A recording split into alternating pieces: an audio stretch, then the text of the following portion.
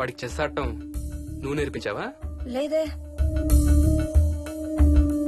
ఇంకెంతసేపు తాతయ్య త్వరగా ఆడు. రేయ్, ఎవరితో ఆడుతున్నావురా? తాతయ్యతో. ఏడు తాతయ్య? ఇదిగో అక్కడ కూర్చున్నాడు. ఎక్కడా? ఇక్కడ. ఇంకోసారి తాతయ్య అన్నావు అంటే పడతాయి నీకు.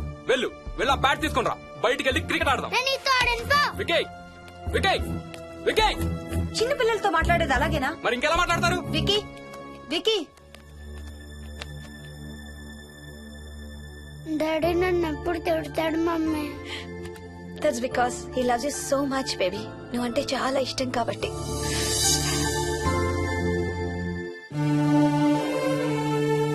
వికీ, నాకు ఒక చిన్న హెల్ప్ చేసి పెడతావా ప్లీజ్? దా.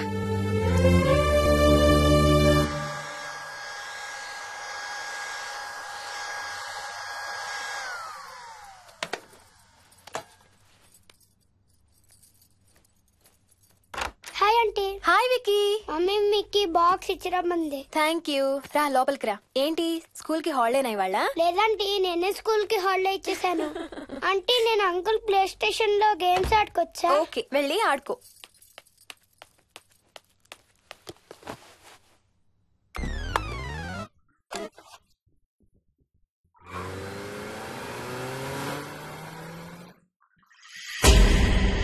హాయ్ రాజు, నువ్వు కూడా ఆడతావా? అదిగో బ్లూ కార్ నీది, పోలీస్ కార్ నాది. నీకు ఆడటం రాదా రాజు? అలా కాదు, స్లోగా ఆడు. నా కాన్ని గుద్దకో. కాళ్ళు గుద్దదని చెప్పానా? నువ్వు నాతో ఆడచ్చు పో.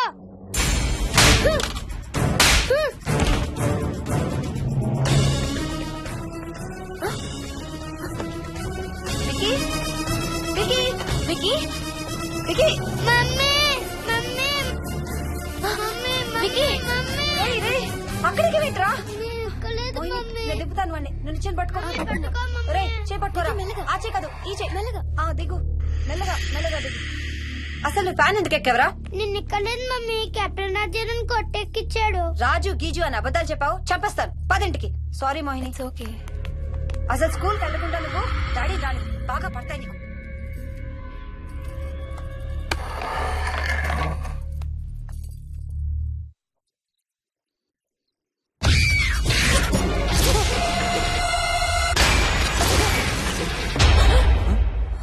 ఏ అంత భయపడుతూ సినిమా చూడేందుకు ఛానల్ మార్చేస్తా.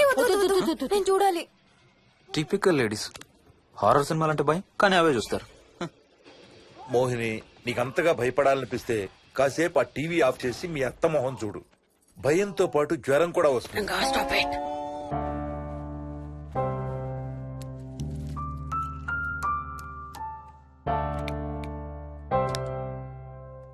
చిన్నప్పుడు నువ్వు బాగా కోతివా? ఏ చెట్లు పుట్లు బాగా ఎక్కేవాడివా? మనం ఎక్కలేని చెట్టు లేదు. తాడి చెట్టు, కొబ్బరి చెట్టు అయితే స్పైడర్ మ్యాన్ కూడా ఎందుకు పనికిరాడు. అందుకే నీ కోతి బుద్ధులే నీ కొడుకు వచ్చాయి. ఏం చేసాడు? హర్ష వాళ్ళ ఇంట్లో ఫ్యాన్ ఎక్కి కూర్చున్నాడు. ఫ్యానా? Ceiling fan. సీలింగ్ ఫ్యానా? ఎలా ఎక్కాడు? నిత్యంతో ఎక్కాడు. అడిగితే కెప్టెన్ రాజు ఎక్కిచ్చాడు అంటున్నాడు. కెప్టెన్ రాజా? ఇక లాభం లేదు. అందుకనే ఆ చైల్డ్ సైకాలజిస్ట్ దగ్గర అపాయింట్మెంట్ తీసుకున్నాను.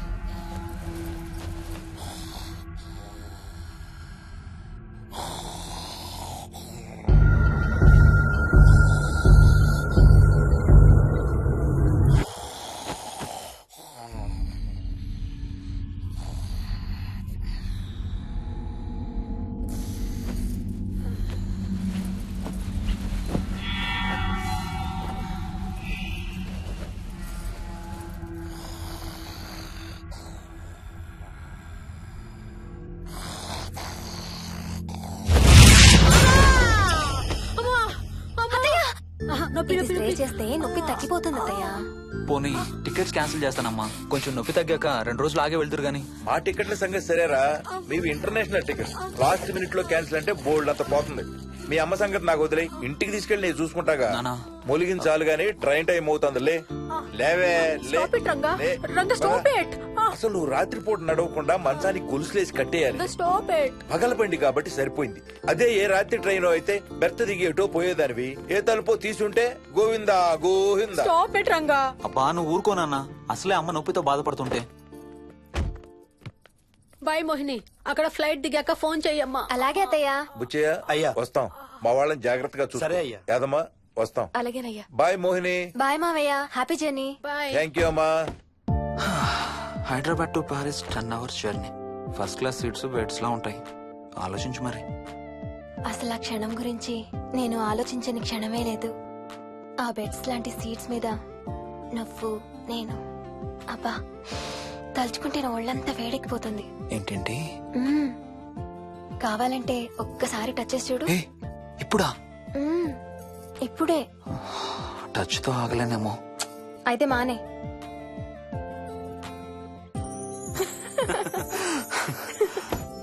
రేయ్ తొందరగా రారా, టైం అవుతుంది.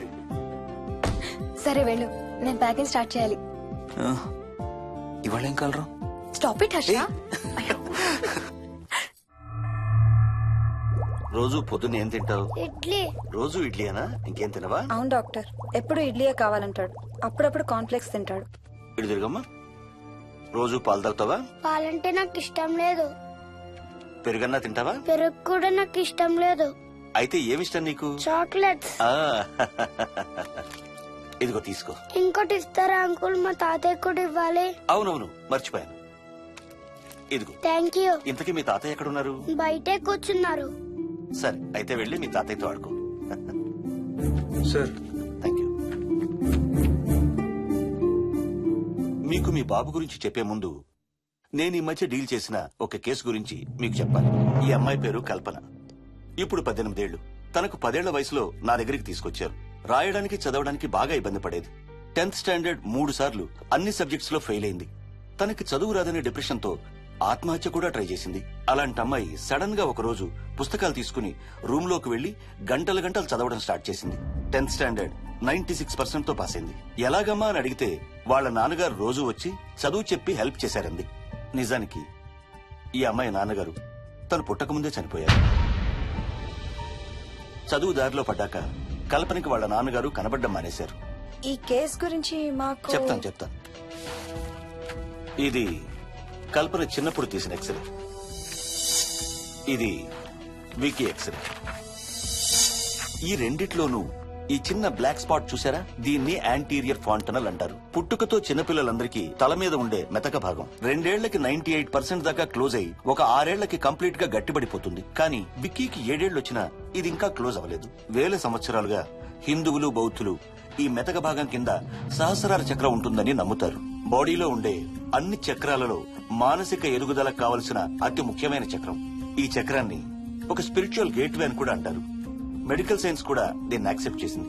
సైన్స్ చెప్పేదాన్ని వేదాంతం చెప్పేదాన్ని కలిపి సింపుల్ గా చెప్పాలంటే పసిపిల్లలకు కొంత ఏజ్ వచ్చే వరకు మనకు కనబడని అంతుపట్టని ఆత్మల ప్రపంచంతో ఒక ఆధ్యాత్మిక అదే ఒక స్పిరిచువల్ కనెక్షన్ ఉంటుంది. అంటే వాళ్ళకి ఆత్మలు కనపడతాయా? వాళ్ళకి ఆత్మలు కనబడొచ్చు, వాళ్ళు ఆత్మలతో మాట్లాడొచ్చు, ఆత్మలు చెప్పే వినొచ్చు.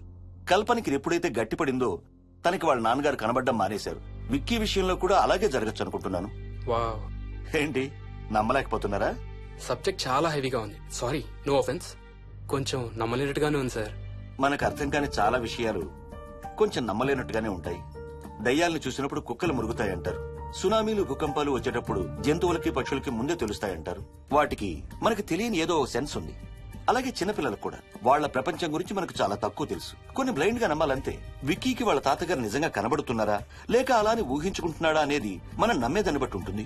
అదే నిజమైతే వాళ్ళ తాతగారు తన కోసం ఎందుకు వచ్చారో ఏదో ఒక రోజు విక్కీయే మనకు చెప్తాడు. ఒకవేళ విక్కీ వాళ్ళ తాతగారిని ఇమాజిన్ చేసుకుంటుంటే చేసుకోనివ్వండి, ఇట్స్ హెల్దీ. తనకి పాలు పెరుగు ఇష్టం లేదు కాబట్టి కాల్షియం సప్లిమెంట్ ఏదైనా ఇవ్వండి. ఇది త్వరగా గట్టిపట్టడానికి హెల్ప్ అవుతుంది. మోస్ట్ ఇంపార్టెంట్లీ మీ అబ్బాయికి బాగా దగ్గర అవడానికి ట్రై చేయండి. తనతో హోంవర్క్ చేయించండి, ఆడుకోండి, బయటికి వెళ్ళండి, రోజుకు ఒక్కసారైనా కలిసి భోజనం చేయండి. విక్కీలో చాలా మార్పు చూస్తారు.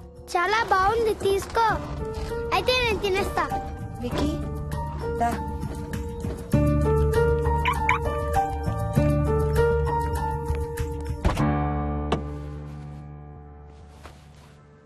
Wiki listen to me carefully. ఇక నుంచి అన్ని ఆటలు మన ఇద్దరమే ఆడుకుందాం. నీకెప్పుడు ఆడుకోవాలనిపించినా నన్ను పిలు, నేనొచ్చి నీతో ఆడతాను. తాతతో గాని రాజుతో గాని ఆడుకోవటం మానేయాలి, అర్థమైందా? తాత అంటే నాకు చాలా ఇష్టం డాడీ. తాత చచ్చిపోయాడు, ఈ లోకంలో లేడు. నువ్వు పుట్టక ముందే చచ్చిపోయాడు, అర్థమైందా?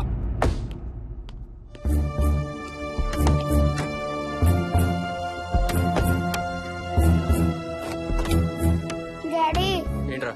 తాత నిన్ను సీట్ బెల్ట్ వేసుకోమంటున్నాడు. రేయ్, నిన్ను స్టాప్ ఇట్. వాడితో డీల్ చేసే విధానం అది కాదు. కార్తీ ఇవ్వు, వాడికి బాగా గారం ఇవ్వు. తర్వాత ఏడుస్తావు నువ్వే.